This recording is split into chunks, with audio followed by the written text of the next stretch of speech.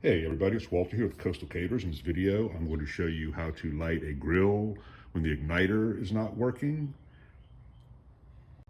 So before we do that, just check and make sure that the battery in the grill to the igniter is working.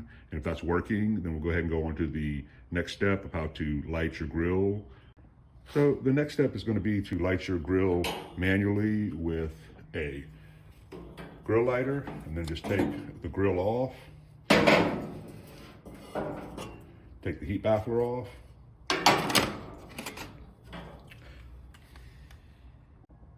So now what we're going to do is we're going to go ahead and take our lighter and light the burner manually. And always remember, flame, then gas, always. And there you go. It's lit.